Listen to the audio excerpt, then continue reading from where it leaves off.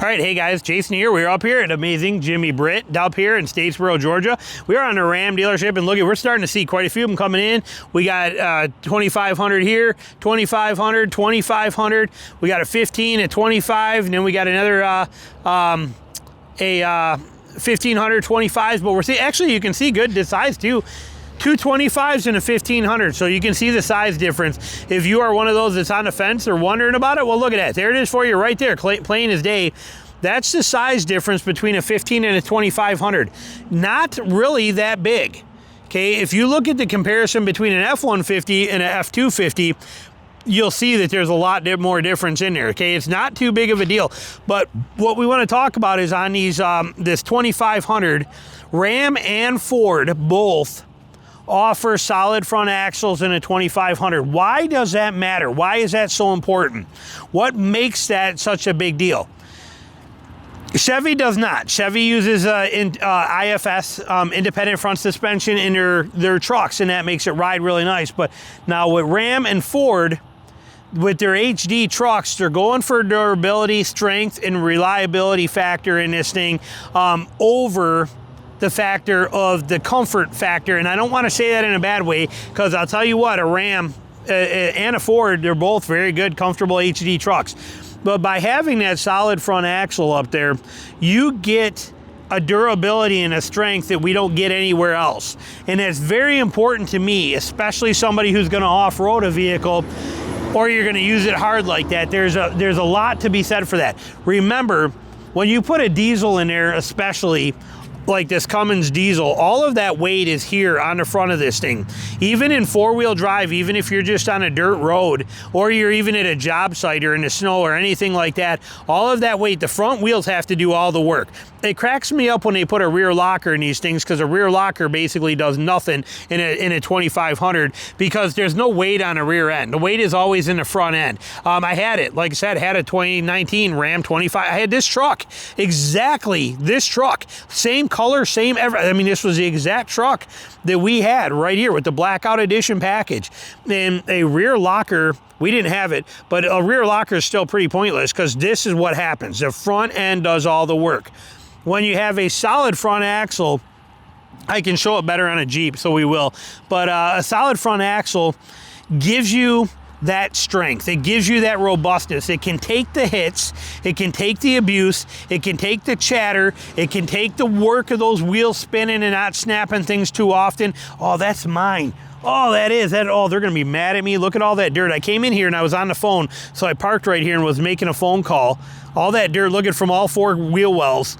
All that dirt that came off my Jeep. And then I pulled over here to make the videos, but that's all, ooh, I feel bad, but that's mine from sitting there on a half hour on the phone making a phone call. But the solid front axle, like I said, the strength and durability of this thing, it's a game changer for a lot of us. Now again, the ride comfort goes to the IFS. Internal or independent front suspension, they are limited. They can travel just like this. Each wheel moves independently of each other, okay? This wheel goes this way, this wheel does whatever it wants here, and that's all they can travel is just like that. It's a beautiful thing for on-road comfort. Even a beautiful thing for washboards and stuff like that, and on the trail, it's got a lot of advantages there.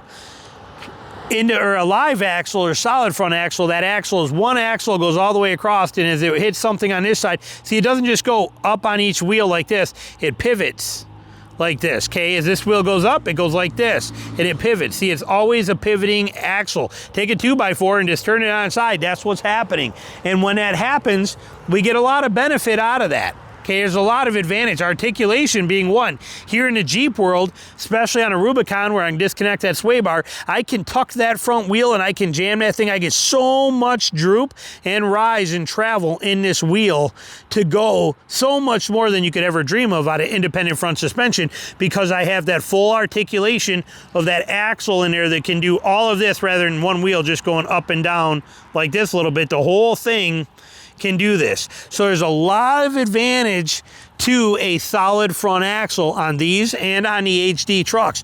But the strength and toughness and robustness of that is another one.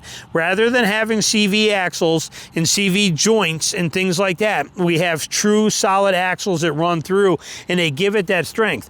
plus all of the componentry that holds that front axle on is much stronger built. So the last thing we want to see go away is solid front axle vehicles. Okay, there's very few of them left in the domestic world. We have a Gladiator, we have a Wrangler right here. Okay, so the Wranglers are solid front axle. All the Gladiators are solid front axle.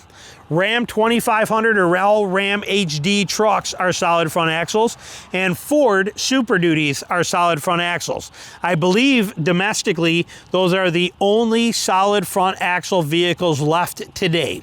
That's pretty bad, okay? They're becoming thinner and thinner, and not having it is a major disadvantage. There are people like me that I don't want anything other, okay? And I'm not taking anything away from a truck that doesn't have it, but there's been so many times with this Gladiator that I have hit stuff, and I don't mean hit things like obstacles, I mean holes in the ground that you don't see. Again, I live in a swamp all the time, constantly, and I have hit some of these holes in there that you don't see. You think it's just going dirt, and all of a sudden you hit a wash that's got water. It's got, you know, the wash is this deep, right here like that, you know, half a wheel deep, but it's got a layer of water on it with a bunch of leaves on it, so you don't even know it's there. You think you're just coming down a trail. And all of a sudden, this wheel drops into a wash that's, you know, 15 inches across, and boom, you drop in, and you end up hitting the outer bank right here. You're that far in.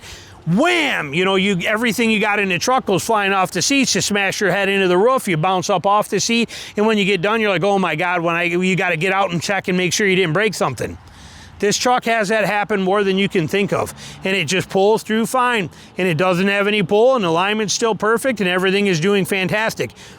I cannot think of, and again, owning 41 different trucks, I cannot think of one truck, whether it was full size or HD. I can't think, well, HD, like I said, HDs are solid front axles, but I can't think of one a mid-size or one full-size truck that I owned that could tolerate one of those hits, and this thing's done dozens of them. There's a strength and robustness to that solid front axle. It is there for a reason. These vehicles that have it, something like this, see this architecture of this Gladiator is a mini version of a 2500 because of that solid front axle and the way this thing is designed. This thing is as durable, this thing is stronger and more durable because of that than a full-size truck is. And I'm not taking anything away from those trucks. I'm just trying to tell you why it is so important for many of us that the solid front axle remains. We don't want it ever going away. It is our lifeline to durability and longevity. I have buddies that have a Trail Boss, like my ZR2. Amazing truck. I'm not taking anything away from it. But goes up to Georgia to go, he's in Georgia, and he goes up to North Georgia to go hunting this fall, to go up there for a bear hunt. He hit a pothole. He hit a pothole and boom, snapped a tie rod and a ball joint. The wheel dumps out on it. On a pothole in a dirt road. Just a little hole like the kind I was telling you about, but just it hits a little thing and boom, wheel's done. Falls right off. It's gone. It's over. You know, ball joint, tie rod end, completely blown out.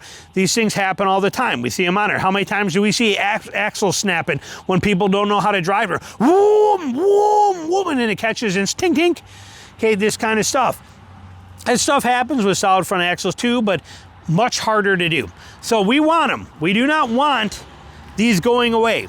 Now, I am also very happy that Chevy does make their full-size, their HD trucks in an independent front suspension, because I believe both are very important. And I believe that the people that matters for is important. And it's going to matter to you with what you want to do. If your intentions of taking a HD truck with all the mass, okay, this is the part I probably should have put this in earlier, because we're already 9 minutes in, so there's a lot of people that will not watch this. They already missed all this, okay? They already checked out and moved on.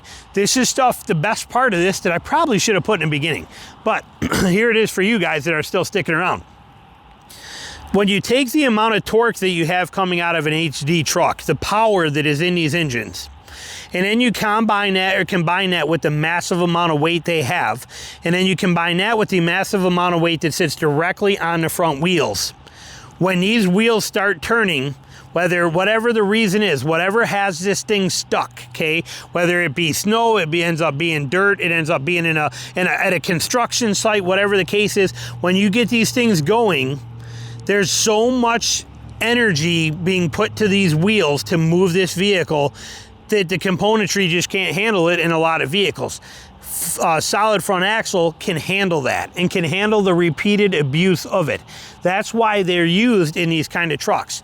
Chevy chose a different route. Chevy went with independent front suspension, CV axles. Now granted, they are big, beefy CV axles, but they do not have the strength and the robustness of a solid front axle.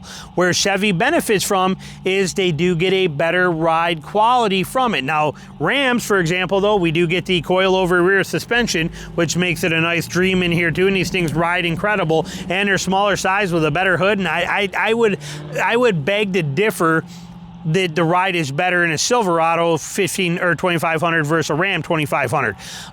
But the beauty is that Chevy gives that to them. So if you're somebody who's going to basically just be towing a camper or towing a trailer down the road all the time, maybe hitting some dirt roads, that Chevy is a perfect example. It is a very good truck. It is also good enough to do even more stuff with it off-road.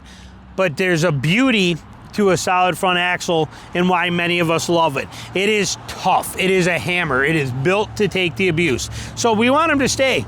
You know, we don't want them going away. And there's people out there that get the attitude like, oh, for solid front axles, old school. We don't need that anymore. Step into the 2000s. You know, that was so 1980. No, there's a reason that most of the HD trucks and the hardcore off-roaders use a solid front axle. And I just told it to you. Hope you enjoyed it. Questions, comments, put them below.